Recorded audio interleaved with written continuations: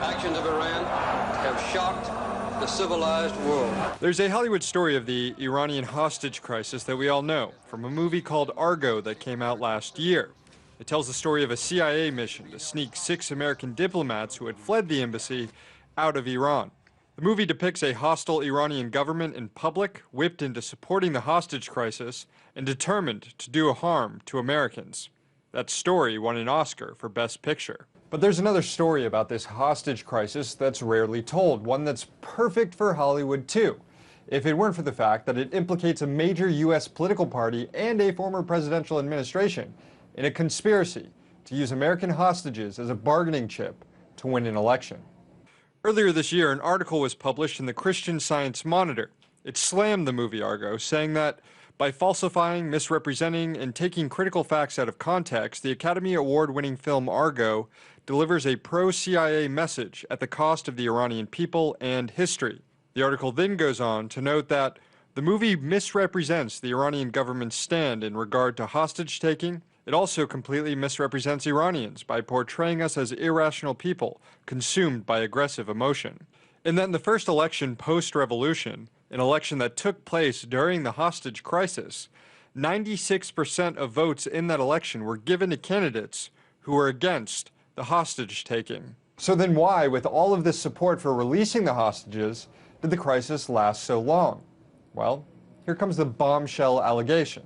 Ayatollah Khomeini and Ronald Reagan had organized a clandestine negotiation, later known as the October Surprise, which prevented the attempts by then U.S. President Jimmy Carter to free the hostages before the 1980 U.S. presidential election took place. The fact that they were not released tipped the results of the election in favor of Reagan. And sure enough, the hostages were released the day Reagan was sworn in. Now, this is a pretty explosive charge, and you're probably thinking it came from some crackpot, right?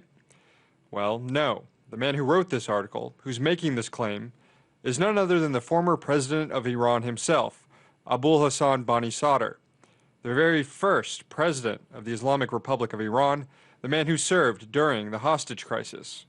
Bani Sadr adds, 2 of my advisors were executed by Khomeini's regime because they had become aware of this secret relationship between Khomeini, his son Ahmad, the Islamic Republican Party, and the Reagan administration. As part of the deal keeping the hostages longer, it's alleged the Reagan team promised Iran weapons, which would be funneled in via Israel, as well as the unfreezing of certain Iranian assets in U.S. banks. This wasn't the first time Bani Sadr made this claim either. In 1992, he in fact wrote a letter to a House of Representatives task force investigating allegations that the Reagan team conspired to keep the hostages longer.